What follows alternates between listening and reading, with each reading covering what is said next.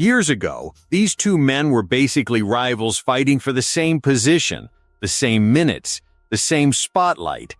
But what Alvaro Morata just revealed about Cristiano Ronaldo flips that whole story on its head. And honestly, it's not what anyone expected.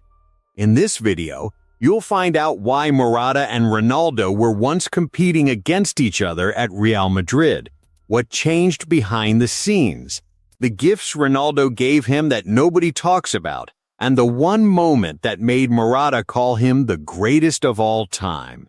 Stick around, this story has more layers than you'd think. Okay, let's set the scene. Real Madrid, early 2010s. Cristiano Ronaldo is already a global superstar, untouchable. The guy who scores 50 goals a season like it's nothing. And then there's this young Spanish kid coming up through the academy named Alvaro Morata. Now here's the thing. Morata wasn't just some random teammate. He was a striker, the same position as Ronaldo. Which means whether anyone said it out loud or not, they were kind of competing. Every minute Ronaldo played up front was a minute Morata didn't get. Every time the manager picked his starting 11, Morata knew exactly who was ahead of him in line.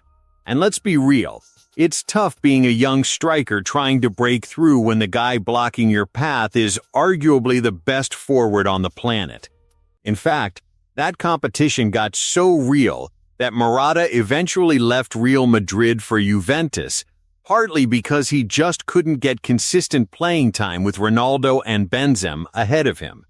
So on paper, these two were rivals, fighting for the same spot, the same dream. But here's where things get interesting. Morata just sat down on a podcast called El Camino de Mario, and what he revealed completely flips that narrative. Because despite all that competition, despite Ronaldo basically standing in the way of Morata's playing time, Morata says, Ronaldo was one of the people who looked out for him the most. Wait, what? Yeah, let that sink in for a second. Morata revealed that during pre-season tours, Ronaldo would actually take him shopping. Personally. And he wouldn't just go window shopping, he'd buy gifts for the younger players. iPads, mobile phones, perfumes. Morata used the word spectacular to describe it. Think about that. This is a guy who, in theory, had every reason to just ignore the kid trying to steal his spot. Instead, he's taking that kid shopping and buying him tech and cologne. That's not the image most people have of Ronaldo, the guy who's famous for his ego, his confidence, his I'm the best and I know it attitude. But behind the scenes, according to Morata, there was someone who genuinely cared about the young guys coming up. But and this is the part most people don't know, Morata didn't paint a perfect picture either. He got real about the pressure too. He admitted that early on, he wasn't used to the level of demand that came with being around Ronaldo. And remember, this was during the peak of the Real Madrid versus Barcelona rivalry. The biggest games on the planet.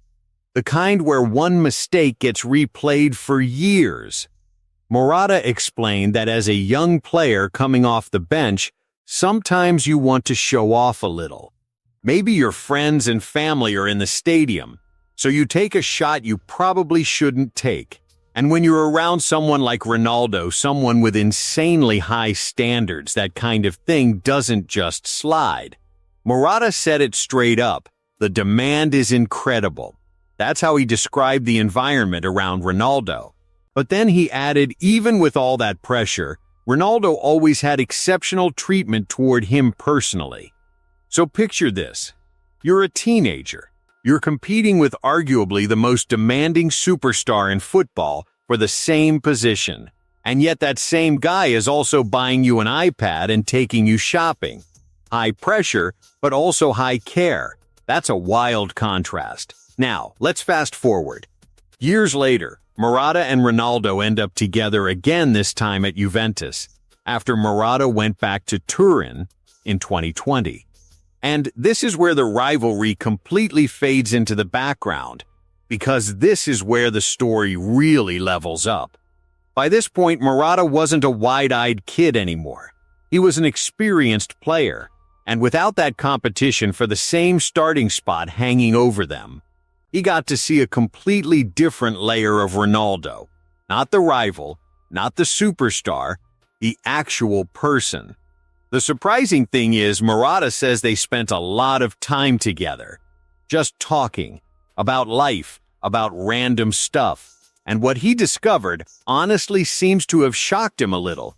He said that when you sit down to dinner with Ronaldo, it's mind-blowing. Apparently, Ronaldo understands a ton about all kinds of subjects. He's read up on things. He's cultured. Morata basically described him as someone who could hold a conversation about almost anything, which, if you think about the stereotype of a footballer who only talks tactics and transfers, that's actually pretty surprising. But now here's the part that really stuck with Morata. And honestly, this might be the most interesting detail in the whole story. Morata describes a scenario where the team gets back from a trip at 5 in the morning. Everyone is exhausted. All anyone wants to do is go home, crash, and sleep for half the day. And what does Ronaldo do? He starts doing sit-ups, then a cold shower, then he gets on a bike for cardio at 5 in the morning after a long trip, while everyone else just wants to collapse into bed. Morata says watching how Ronaldo lives, how he approaches everything, that's when it clicked for him. He said he can't just call Ronaldo the best player he's ever played with. He said Ronaldo is the best of all time. Full stop. Now, let's zoom out for a second, because there's some context here that makes this even more interesting. While all this is being said, Morata's own career has been a bit rocky lately. He's currently at AC Milan, but last season he was loaned out to Como, and it didn't go great. He played 26 Serie A games and didn't score a single goal. Meanwhile, Ronaldo? He just won the Saudi Pro League title with Al Nassr. And right now, he's locked in with Portugal, getting ready for the 2026 World Cup, opening against Dr. Congo on June 17th. So you've got two players who once stood in each other's way at the same club, now at very different points in their careers, one struggling to find his footing, the other still grinding at the top level, still chasing trophies. And in the middle of all that, the guy who used to compete with Ronaldo for a starting spot is the one telling us he's the greatest of all time. That's the real takeaway here. Talent gets you noticed. But that kind of discipline, choosing cold showers over sleep, even after beating out your own teammates for years, that's what keeps you at the top for 2 decades. So here's the question for you. Do you think it's that relentless discipline that makes Ronaldo the greatest of all time? Or is there someone else who deserves that title more? Drop your thoughts in the comments. I want to hear what you think. And if you enjoyed this video, hit that like button and subscribe for more stories like this.